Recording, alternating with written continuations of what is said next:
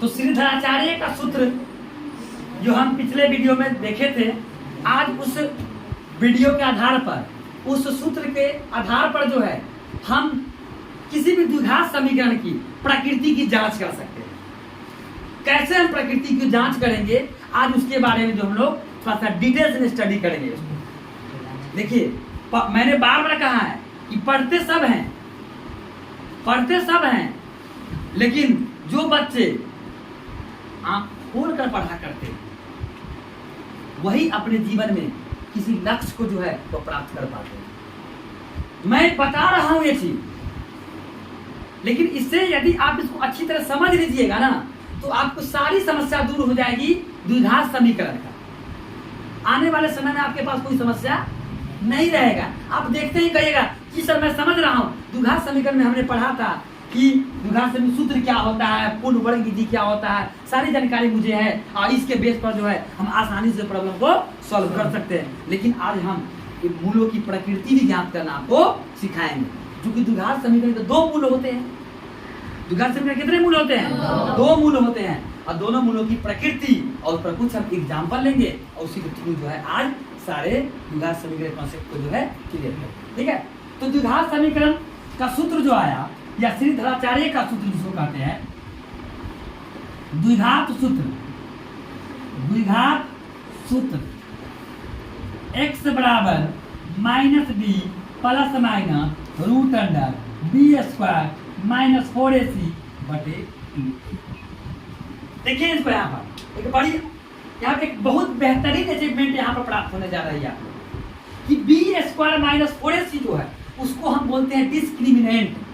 क्या बोलते हैं? डिस्क्रिमिनेंट बोलते हैं। मान b² -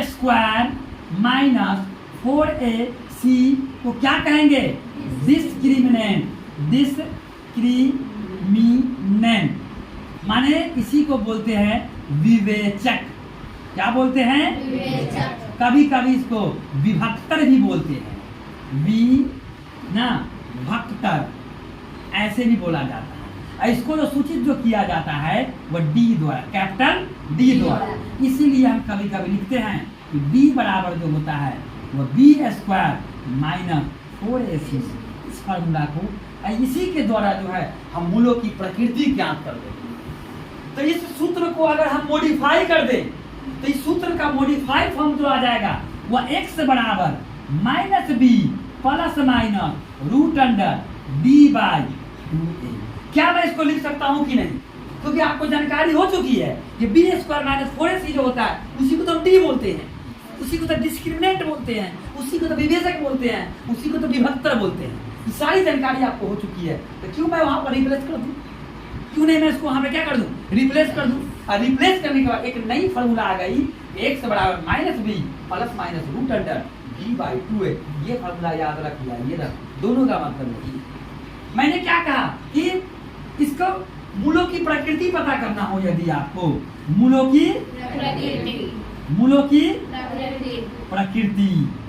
प्रकृति मतलब जानते हैं, और इसका मूल वास्तविक होगा कि काल्पनिक होगा कि दोनों मूल समान होगा, ये सारी चीजों के बारे में आपको बताने जा रहा हूं। देखिए, नंबर 1 कंडीशन, इफ, मैंने कहा नंबर 1 है इफ, माने यदि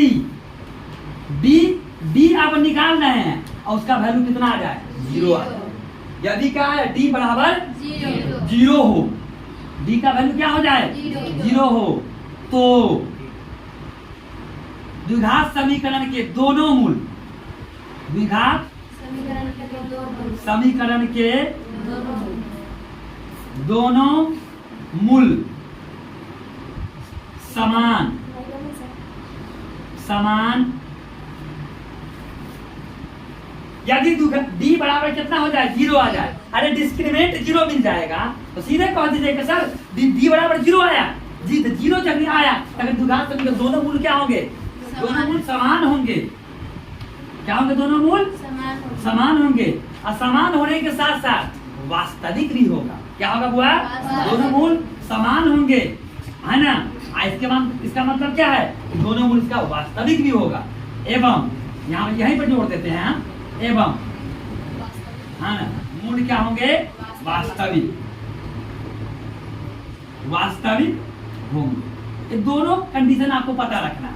पहला बात हो गया, यदि मैं कंडीशन नंबर 2 की मैं बात करूं, यदि डी का वैल्यू जो है वो ग्रेटर देन 0 हो जाए और डी का वैल्यू 0 से क्या हो जाए, बड़ा हो तो द्विघात समीकरण के मूल वास्तविक एवं असमान, द्विघात समीकरण के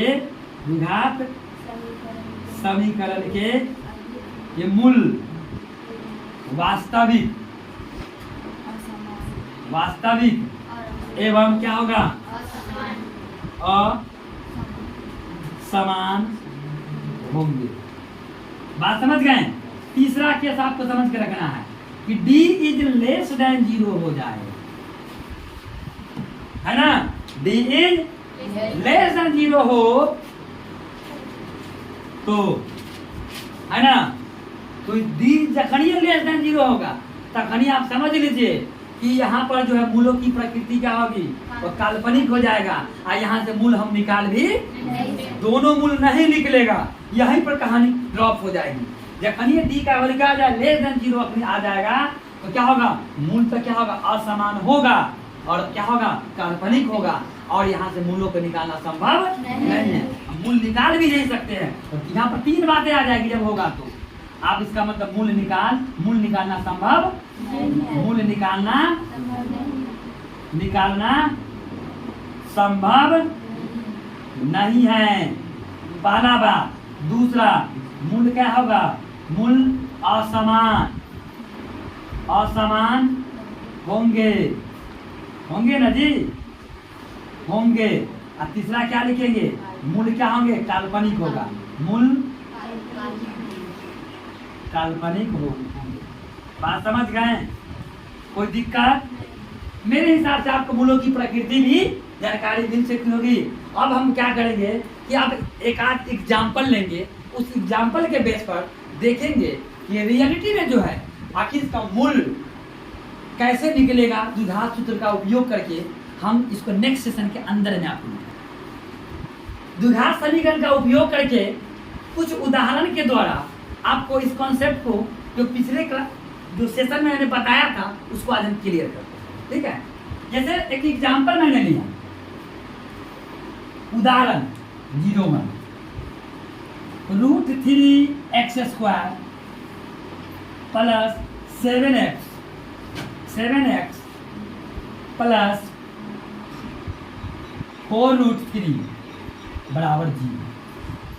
यही प्रॉब्लम आप देख लीजिए। इसको हमें क्या करना है कि सबसे पहले तो मूलों की प्रकृति चेक करेंगे कि आखिर इसका मूल संभव है कि नहीं है, कैसे होंगे उसको पहले चेक करने जा रहा हूँ। तो सबसे पहले आप क्या कीजिएगा हल करने में, तो यहाँ पर लिखिएगा हेयर, माने यहाँ पर लिखिए हेयर माने यहाँ a बराबर कितना हो जाएगा, √3 x² के गुणांक को हमें a कहेंगे, x के गुणांक को b और अचर पद को c बोलेंगे, ठीक है। तो अब आपको पता है कि d बराबर क्या होता है, b² - 4ac से बराबर है। यहाँ पर b का वैल्यू कितना है, 7² 4ac अर्थात 7² 49, आ जाएगा 48, 1 आया ना, 1 आया कि नहीं। इसका मतलब क्या है, यहाँ पर देख सकते हैं आप d इज, है ना, क्योंकि d इज ग्रेटर देन 0।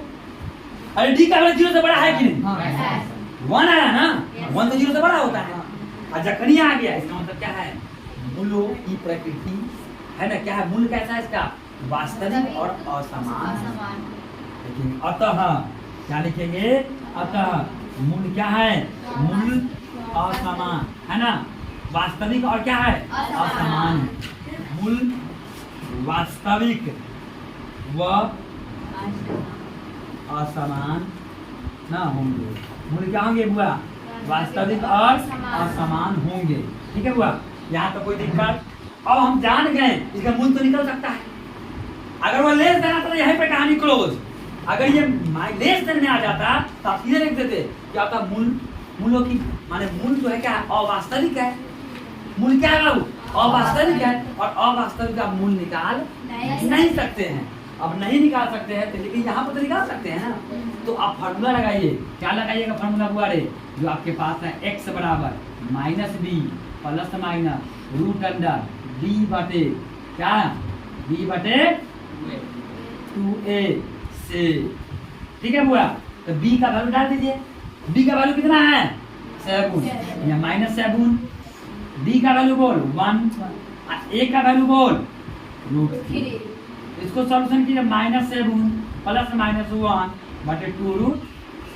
तो 2 का मान आएगा जी, वैल्यू कितने आएंगे, x बराबर हो जाएगा -7 प्लस 1 बाई √3, एक वही आएगा, और -7 -1, अरे 2 छूट गया, मिस्टेक छूटा है, ठीक है। तो यहाँ पे कितना आएगा 2√3। इसको आप सॉल्यूशन कीजिएगा तो कितना है -6 बाई 2√3। अरे हाँ या ना बोल, यहाँ पे कितना आएगा -8 बाई 2√3। तो कटेगा 2 4 जाए, कट जाएगा यहाँ 2 3 का। अब एक बात देख ले, आएगा -4 बाई, एक बात देख लीजिए, कट जाएगा 3 जो है √3 से कैंसिल हो जाएगा, √3 टाइम 3 जो बनता है, 3 जो बन जाता है, 3 √3 गुने √3 हो जाता है, ऊपर है कि नहीं। और 2 बार होगा, एक √3 कैंसिल हो जाएगा, तो यहाँ बचेगा कितना, आपका बच जाएगा कितना, माइनस के साथ √3 आया कितना -4 बाई √3 आया। तो इस तरह से 2 निकला कि नहीं। तो आप इस विधि से भी क्या कर सकते हैं, निकाल सकते हैं। आपके दोनों द्वार खुला हुआ है, आप जिस द्वार का यूज करें, आप द्विघात सूत्र से निकालिए, लेकिन जब तक वो नहीं कहेगा द्विघात सूत्र का, तब तक इसका उपयोग नहीं करना है, निरंतर विधि से निकाल करना है। लेकिन कभी आप निकाल रहे हैं बाबू, और निकालते दौरान आप देखिएगा कि डी का मान ही माइनस में आ गया, तो वहाँ पर सीधे लिख दीजिएगा मूल्य क्या है, काल्पनिक है, इसलिए इसका मूल्य निकालना संभव नहीं, इसीलिए का छोड़ देगा, आगे नहीं बढ़। मेरी बात समझ में आया। तो आज हम कुछ स्पेशल टिप्स भी बताएंगे आपको, जो हाई लेवल के लिए, उसकी भी जानकारी मैं आपको दूंगा, जो नेक्स्ट सेशन में मैं आपको दूंगा। तो आज द्विघात समीकरण से जुड़ी हुई हम वैसी समस्याओं को बताने जा रहे हैं, उसके लिए कुछ कॉन्सेप्ट बताएंगे, कुछ नियम बताएंगे, इसके नियम के बेस पर जो है आप आसानी से जो है उस प्रॉब्लम को क्या कर सकते हैं, सॉल्व कर सकते हैं, ठीक है। जैसे कभी कभी ऐसा आता है, देखिए कुछ आइडेंटिटीज आपको ध्यान में होनी चाहिए। कभी कभी अक्सर हमने बोर्ड एग्जाम में देखा, उस तरह का क्वेश्चन पूछ दिया जाता है, तो बच्चे परेशान हो जाते हैं कि आखिर हम इसको सॉल्व कैसे करेंगे। वो क्वेश्चन दे देगा आपको कि a + 1/a बराबर समथिंग, कुछ भी हो सकता है। जैसे मैंने कहा आपको, देखिए ऐसा क्वेश्चन होगा a + 1/a बराबर 2 कर देगा, दे दिया गया, और आपको कह देगा क्या बुआ रे कि a³ + 1/a³ बराबर बताइए कितना। तो बच्चे बहुत परेशानी में पड़ जाते हैं कि हम इसको कैसे निकालेंगे। मेरी बात को समझिए, इस क्वेश्चन को, इस तरह का क्वेश्चन जब भी आपके पास आते हैं तो ज्यादा परेशान होने की जरूरत नहीं है। मैं आपको सिर्फ इसी से उसको निकालना मैं आपको बता दूंगा। देखिए, तो आप क्या कीजिए कि सबसे पहले आप ये पता कर लीजिए कि अगर मैं a² और b² का मान अगर निकालने के लिए कहा जाए तो आप दोनों तरफ इसको स्क्वायर कर दीजिएगा। अगर आपको ये क्वेश्चन दे दिया जाए 1/, देखिए a + 1/a बराबर 2, अगर दोनों तरफ आप वर्क कर देते हैं तो वर्क करने के बाद क्या मिल जाएगा, अरे a + 1/a का होल स्क्वायर बराबर 2 का स्क्वायर। आया ना बोल, आएगा कि नहीं। माने मैंने क्या किया, दोनों तरफ मैंने क्या किया, दोनों तरफ वर्ग कर दिया।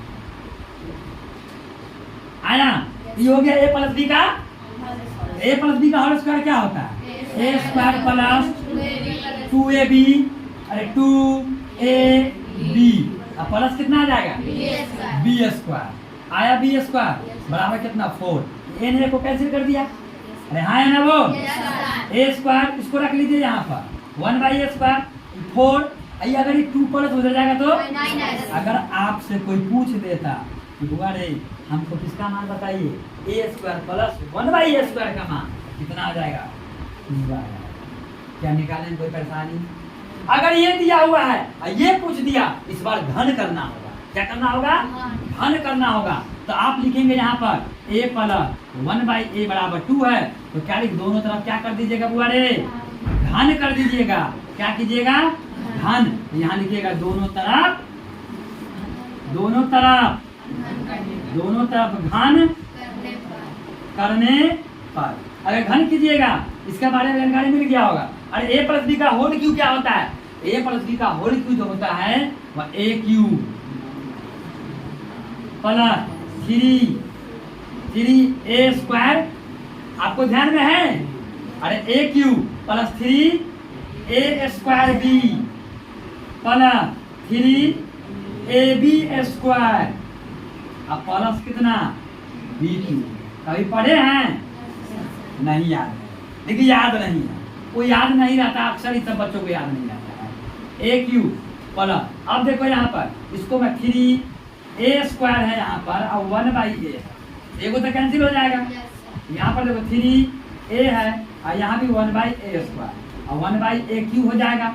1 कितना हो जाएगा? a क्यू बराबर a। अब तो देख, इसे कैंसिल हो जाएगा, इससे ये कैंसिल हो जाएगा। मैं आपको बता रहा हूँ, ये दोनों को ले आए यहाँ पर a क्यू प्लस 1/a। यहाँ पर देख, यहाँ कितना आ जाएगा? तो 3a प्लस कितना होगा? 3/a आएगा ना बुआ रे? बराबर कितना? 8। उसमें से कुछ कॉमन निकलेगा, a Q plus 1/q, a Q 3 common निकालेंगे, कितना आ जाएगा? तो a प्लस 1/a बराबर 8। और आपको पता है एक चीज क्या पता है बुआ रे? कि 3 इंटू इसका वैल्यू आप जानते हैं, a प्लस 1/a का मान 2 है, आप 2 रख दीजिए बराबर 8। अब 3 दूनी 6, उधर जाके क्या घट जाएगा, इसीलिए आ जाएगा a Q plus 1/a Q बराबर 6 घट गया, कितना आ गया? 2। ऐसा क्वेश्चन कई बार बोर्ड में पूछ दिया गया है, लेकिन बच्चे सब निकालने से कतराते रहते हैं, कैसे मैं निकालूं? यहाँ मैं 3 की मैंने बात किया, ये 5 भी हो सकता है, ये 7 भी हो सकता है, ये 7 भी हो सकता है। तो वैसे लगाने के लिए एक थ्योरम आती है जिसका नाम है द्विपद का परिणाम। उसका नाम क्या है? द्विपद का परिणाम। तो ये चीज आपको समझ में आया होगा? ये चीज समझ में आया ना? चलिए नेक्स्ट जो सेशन में जो है हम लोग देखिए कुछ और प्रॉब्लम देखिए। हम देखिए नेक्स्ट वीडियो जो है, जो भाषा पर आधारित होगी क्वाड्रेटिक इक्वेशन का, वह अगले जो है ना वीडियो में इन चीज़ों को हम जिक्र करेंगे। इसमें भाषा पर आधारित जो प्रॉब्लम होती है, चाहे वह एज प्रॉब्लम हो, नंबर्स प्रॉब्लम्स हो, या वो 2 डिजिट का प्रॉब्लम्स हो जाए, बोर्ड प्रॉब्लम्स हो जाए, है ना, इन सारे चीज़ों को जो है हम एक्सप्लेन करेंगे और इसको आपको कॉन्सेप्ट को जो है आपके सामने रखने की कोशिश करेंगे। इसीलिए आप लोग बेहतर से जो है इन कॉन्सेप्टों को जो है देखिए और क्वेश्चन बनाने की कोशिश कीजिए। एनसीईआरटी सबसे पहले आप फेस कीजिए, ऑल क्वेश्चन एनसीईआरटी को फेस कर लीजिए और आपकी एनसीईआरटी बन जाता है, इसका अदर राइटर को भी फेस करने की कोशिश करेंगे, है ना।